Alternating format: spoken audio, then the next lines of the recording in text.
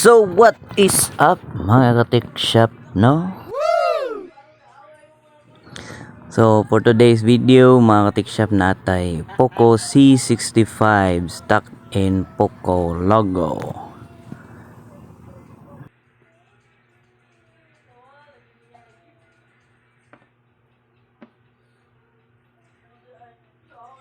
So as you can see mga ka-tech shop, no, sige ra siya balik sa Poco logo.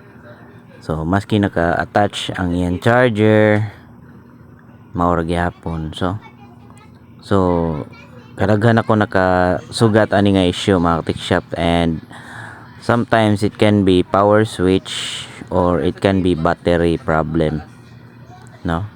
So ato i-troubleshoot mga tech shop step by step. And if you're interested in this kind of video, don't forget to like and subscribe to my YouTube channel mga tech shop, and you can check the link on the description just in case you're interested on the tools that I have been using in my repairs mga tech shop.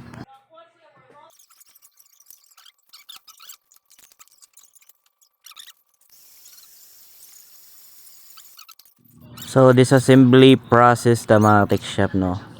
So ang akong style pag disassemble mga tech shop, before na ko i-disassemble ang phone, mutanaw sa kog mga disassembly tutorial for that specific model mga tech shop, and that's the reason why I'm recording videos mga tech shop. Okay, just in case makasugat kog same model, akong tanawon akong video before na ako disassemble ang phone para ma-avoid na to ang error pag disassemble sa phone. Di na to magarasan, di na to maguba basically ang phone. So mo na siya pinaka first technique. Check tutorial videos on how to disassemble a device, specific model. Okay, kada model mga tech shop lain na siya style pag disassemble. So in this case naka glue ang back cover, so you'll need to remove it first before you can access the screwdrivers or screw basically.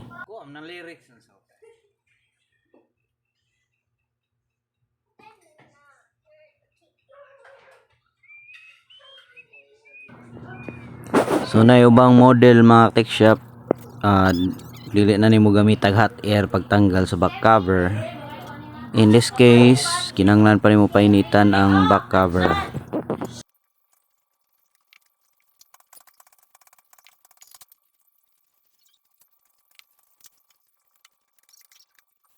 And usually mga tech shop, ako sana siyang limpyuhan before ko mag troubleshoot, no. The reason behind it is kanang samukan ko aning mga glue sa cellphone, and then may chance nga basi maabot na siya sa motherboard, maka-cause na og issue. So mo nang limpyuhan sa nako first before nako fully disassemble.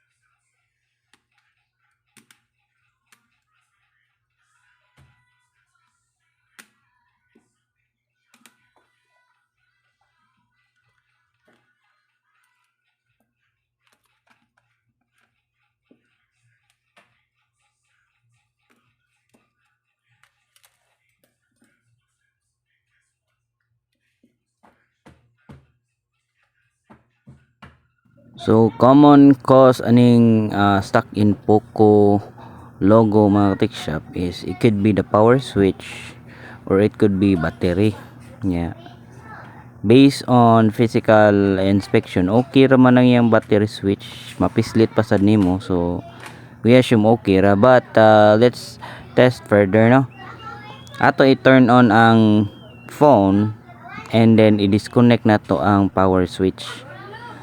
If same gani ang issue, meaning power switch is working, there's no problem with the power switch, and the problem might be on the battery.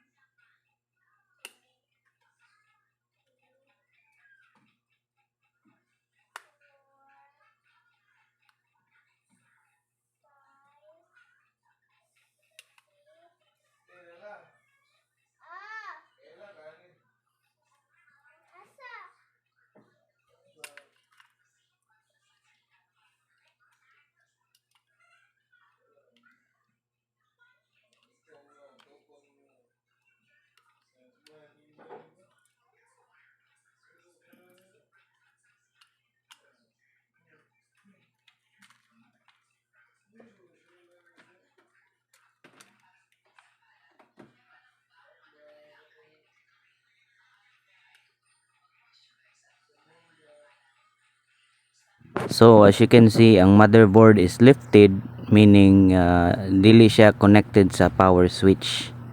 So lifted siya gamay, and then gi-turn on ako ang phone, and let's see the result mga tech shop, no. So nigawas ang Poco logo. What's up mga ka-tech shop na?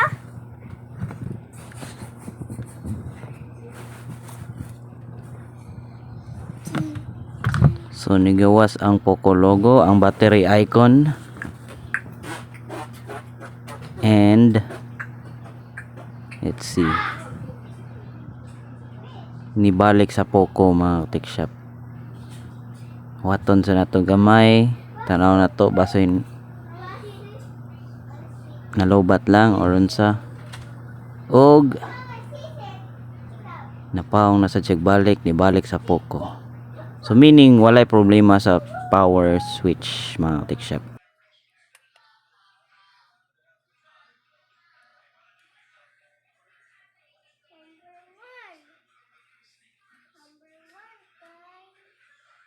So usually ani nasa battery ang problema, nasa fusible resistor, no. So we need to remove it and replace it with soldering lead na lang mga tech shop. Mugana rang baterya na. Kadaghan ako nakasugat ani mga tech shop, no. Yeah. Nasuon na sa ninako sa YouTube sa ubang technician. So tag salamat sa ubang technician for sharing their ideas mga tech shop. So kaning nani common ni siya sa mga Android phones, kanang mga phones nga nagsigi katagak and kanang ma-overcharge. So sa akong experience na naitabo sa ni siya sa akong Vivo nga phone, na overheat ang akong phone kay nawagtangan kog internet ato, and then need ko mo continue sa akong trabaho. So ang akong gibuhat, nagdata ko, and then akong gi hotspot, and nag-connect ang akong computer sa hotspot, and then gi-charge pa jud nako. So init kayo ang phone ato nga time mga tech shop. So the whole week ko nagdata, and nibigay gyud ang akong phone ato, ikalit na siyang kapaong. So may gani technician ta, so na fix ra sad nato by fixing the fusible resistor mga tech shop.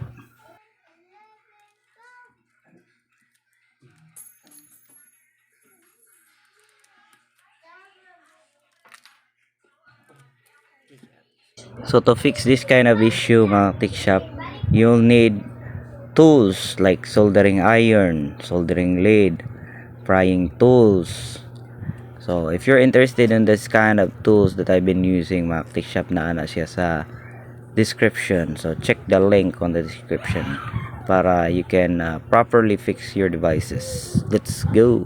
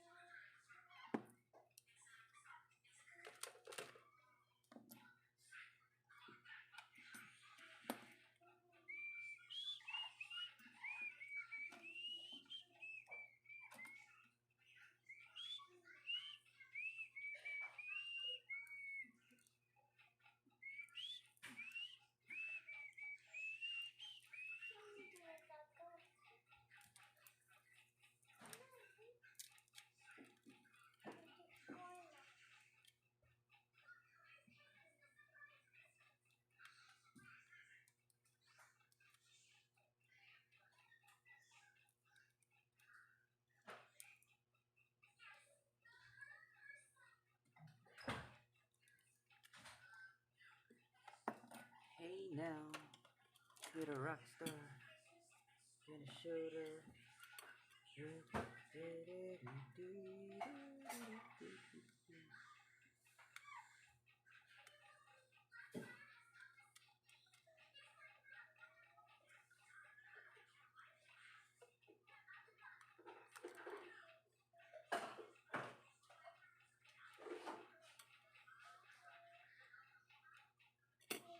Sampai dibinda.